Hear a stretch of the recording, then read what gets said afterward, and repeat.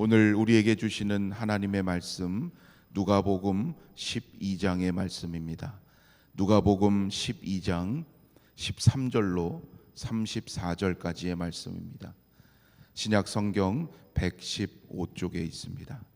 누가복음 12장 13절부터 34절까지 저와 여러분 한 절씩 교독하겠습니다.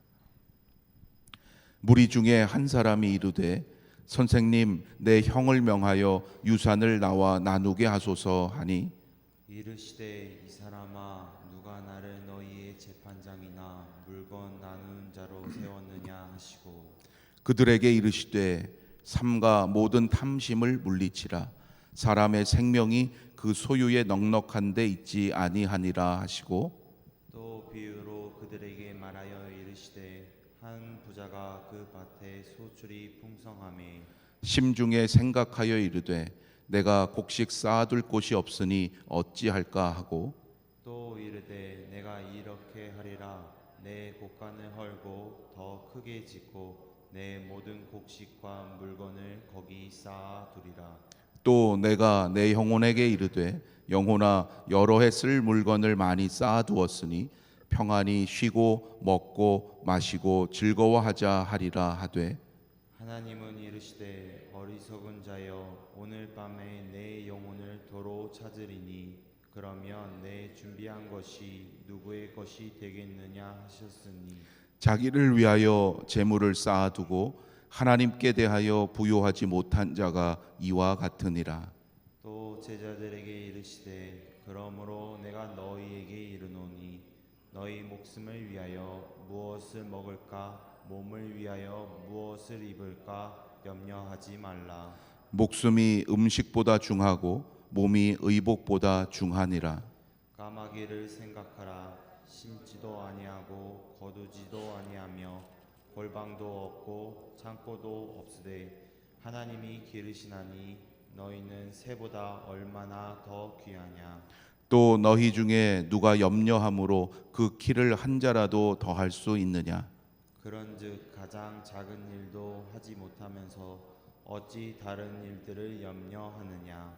백합화를 생각하여 보라. 실도 만들지 않고 짜지도 아니하느니라. 그러나 내가 너희에게 말하노니 솔로몬의 모든 영광으로도 입은 것이 이 꽃 하나만큼 훌륭하지 못하였느니라. 오늘 있다가 내일 아궁이에 던져지는 들풀도 하나님이 이렇게 입히시거든 하물며 너희일까 보냐. 믿음이 작은 자들아. 너희는 무엇을 먹을까 무엇을 마실까 하여 구하지 말며 근심하지도 말라. 이 모든 것은 세상 백성들이 구하는 것이라. 너희 아버지께서는 이런 것이 너희에게 있어야 할 것을 아시느니라. 다만 너희는 그의 나라를 구하라. 그리하면 이런 것들을 너희에게 더하시리라. 적은 무리여, 무서워 말라. 너희 아버지께서 그 나라를 너희에게 주시기를 기뻐하시느니라. 너희 소유를 팔아 구제하여 낡아지지 아니하는 배낭을 만들라. 곧 하늘에 둔 바 다함이 없는 보물이니 거기는 도둑도 가까이 하는 일이 없고 좀도 먹는 일이 없느니라. 너희 보물 있는 곳에는 너희 마음도 있으리라. 아멘. 날씨가 좀 쌀쌀해진 것 같습니다. 주님 안에서 늘 강건하시기를 바라고요. 이번 한 주간도 또 하나님 기뻐하시는 믿음의 사명을 넉넉히 감당해 가시는 우리 여러분 되시기를 바랍니다. 오늘 함께 봉독한 이 본문은 한 사람의 돌발적인 요청으로 시작됩니다. 선생님, 내 형을 명하여 유산을 나와 나누게 하소서. 13절 말씀에 보면 예수님께 와서 이러한 요청을 하고 있는 사람이 왜 이러한 부탁을 하는 것인지 성경은 우리에게 그 이유를 알려주진 않습니다. 하지만 예수님께서는 이 사람이 지금 자신에게 정해진 목보다 조금 더 많이 갖기 위해서 예수님을 찾아와 요청하고 있다는 것을 아셨습니다. 즉 그의 부탁이 마음의 욕심에서부터 비롯되고 있다는 것을 아셨던 거죠. 그러했기에 예수님은 그의 요청을 듣고 단호하게 말씀하십니다. 이 사람아, 누가 나를 너희의 재판장이나 물건 나누는 자로 세웠느냐? 예수님은 지금 상속 문제로 인해서 예수님께 와서 해결을 부탁하고 있는 그 사람의 마음을 보셨던 거죠. 그 마음 속에 보다 더 근본적인 문제, 욕심, 탐욕이 있는 것을 보셨던 거예요. 15절 말씀에 보면 예수님은 그 한 사람에게만이 아니라 그 자리에 있던 그들 모두에게 말씀하십니다. 삼가 모든 탐심을 물리치라. 사람의 생명이 그 소유에 넉넉한 데 있지 아니하니라. 그 사람만의 문제가 아니기 때문이죠. 인간이라면 누구나 욕심이 생기게 됩니다. 욕심이 끝이 없지요. 물론 그 욕심이 보다 나은 삶을 위해 노력하게 되는 좋은 동기가 될 수 있지만 그 욕심은 대개 끝이 없기 때문에 늘 더 많이 갖기를 원하기 때문에 문제가 됩니다. 내가 소유한 것으로 다른 사람들에게 나의 존재를 나타내는 것으로 여기고 내 성공의 여부가 내가 가지고 있는 것으로 보여진다고 여기기 때문이에요. 그래서 어떻게든 더 많이, 지금보다 더 많이 가지기를 원하게 됩니다.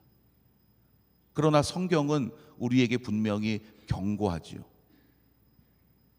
욕심이 잉태한 즉 죄를 낳고 죄가 장성한 즉 사망에 이르느니라.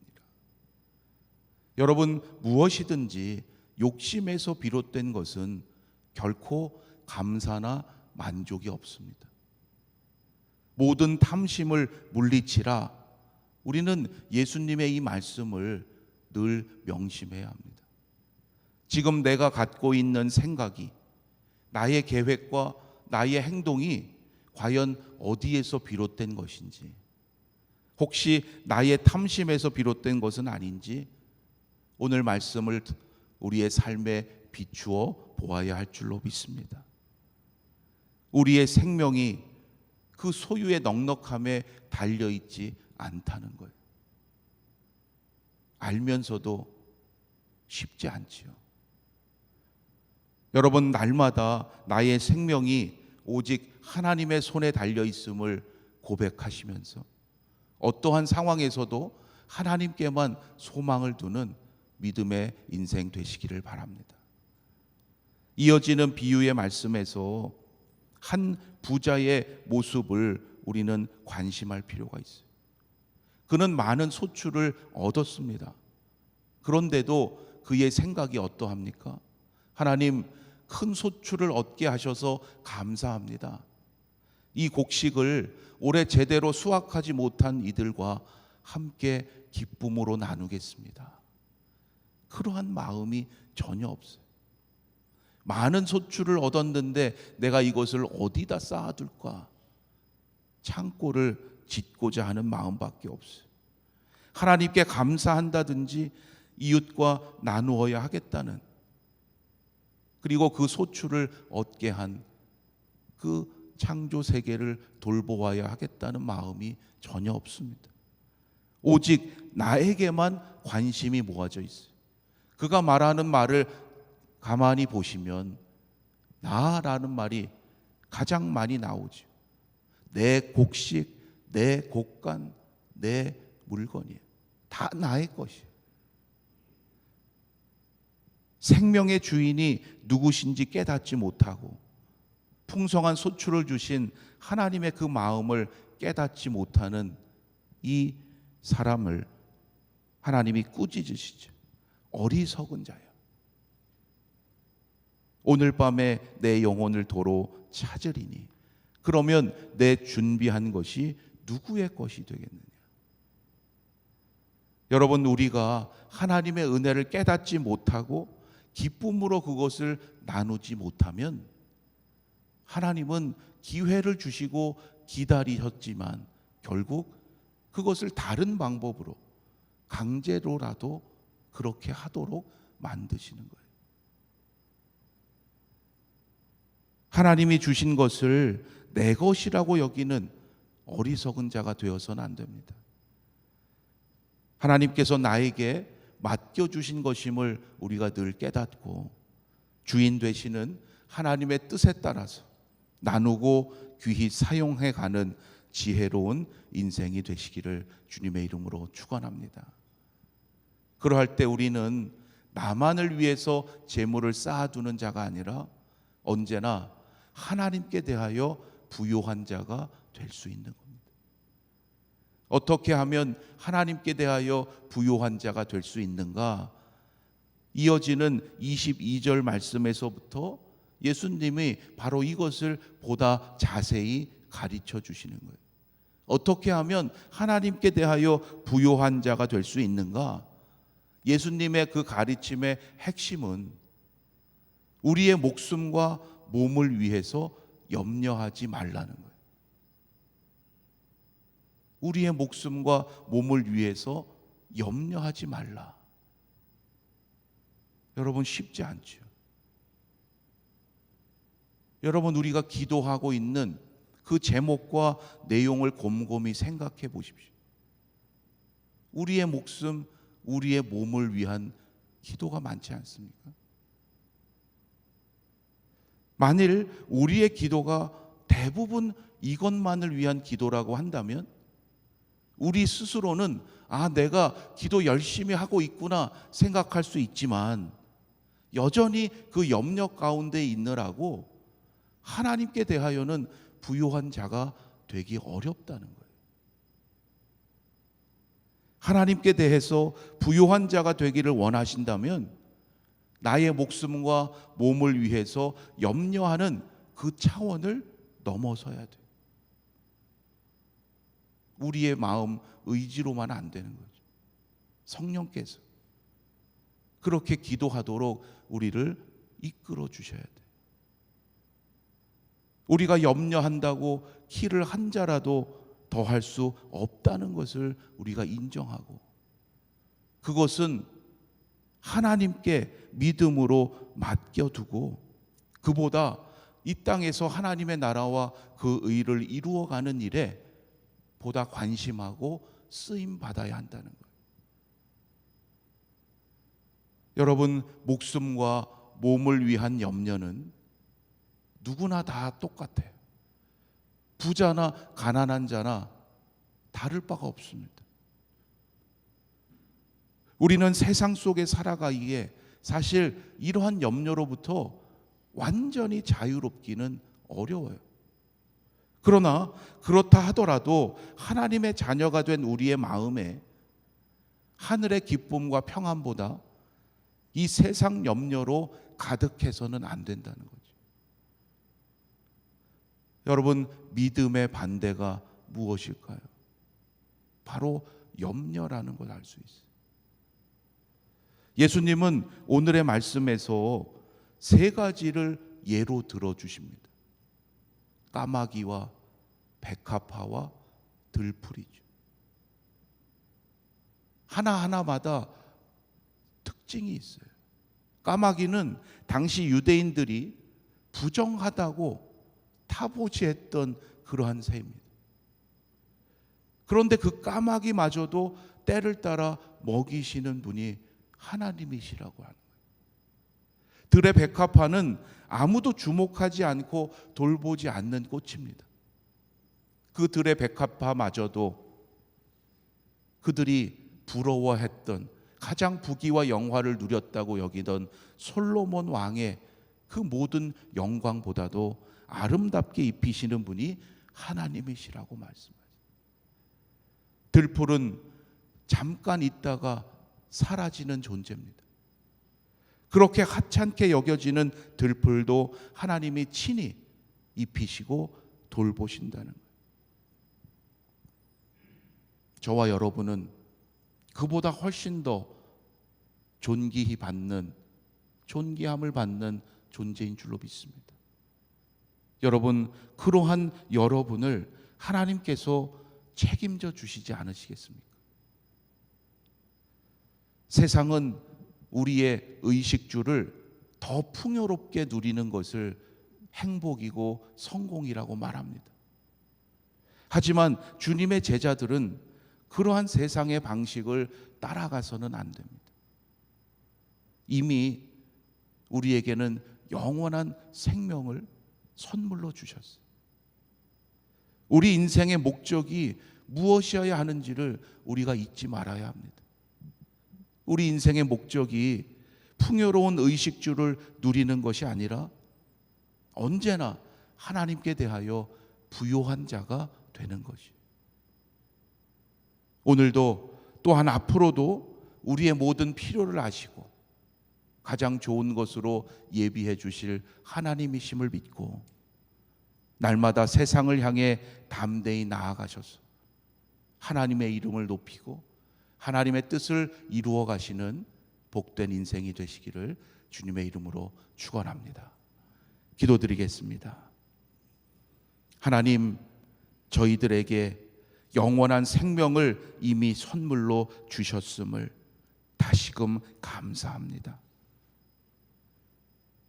그 놀라우신 은혜와 사랑을 늘 잊지 않게 하시고 이 땅에서 살아가는 우리 인생의 목적이 언제나 하나님께 대하여 부요한 인생 되는 것임을 깨닫게 하여 주시옵소서. 오늘도 또한 앞으로도 언제나 우리의 모든 삶을 책임져 주실 하나님이심을 믿습니다. 그 믿음대로 세상 속에서도 하나님의 이름을 높이는 자 되게 하시고 어떠한 상황 속에서도 하나님께 소망을 두는 믿음의 사람 되게 하여 주시옵소서. 우리 소유의 넉넉함에 우리의 생명 행복 있지 않음을 늘 깨닫게 하시고 하나님께서 주시는 은혜를 감사하며 언제나 하나님께 귀히 쓰임받는 믿음의 주인공들 되게 하여 주시옵소서. 이번 한 주간도 하나님께서 인도하시는 대로 순종하며 나아갈 수 있도록 성령께서 저희들의 마음과 생각을 주장해 주시옵소서. 하나님의 손에 붙들림자 되어서 오늘 이때에 하나님 원하시는 귀한 뜻 이루어가게 하시고 다시금 우리 아현교회가 이 세상에 참된 소망을 전하며 하나님의 구원의 역사에 귀히 쓰임받게 하여 주시옵소서. 이 나라를 사랑하시는 하나님, 힘들고 어려운 이 상황 속에서 더욱 하나님의 선하신 뜻을 구하오니 하나님의 공의와 정의가 나타나게 하시고 온 백성들이 더욱 하나님 앞에 엎드리며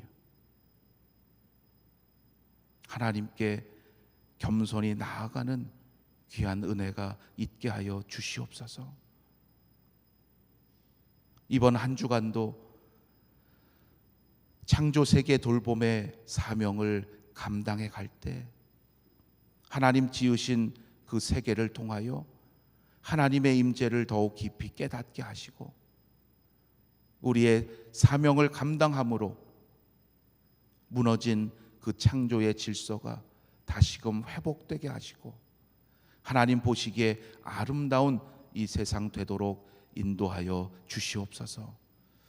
오늘도 기도하는 이 시간 우리 인생에 가장 귀하고 복된 시간 되게 하셔서 하나님께 영광 돌리는 믿음의 역사가 있게 하여 주시옵소서. 우리 주 예수 그리스도의 이름으로 감사하며 기도드립니다. 아멘. 하늘에 계신 우리 아버지여, 이름이 거룩히 여김을 받으시오며 나라가 임하시오며 뜻이 하늘에서 이루어진 것 같이 땅에서도 이루어지이다. 오늘 우리에게 일용할 양식을 주시옵고 우리가 우리에게 죄 지은 자를 사하여 준 것 같이 우리 죄를 사하여 주시옵고 우리를 시험에 들게 하지 마시옵고 다만 악에서 구하시옵소서. 나라와 권세와 영광이 아버지께 영원히 싸움나이다. 아멘.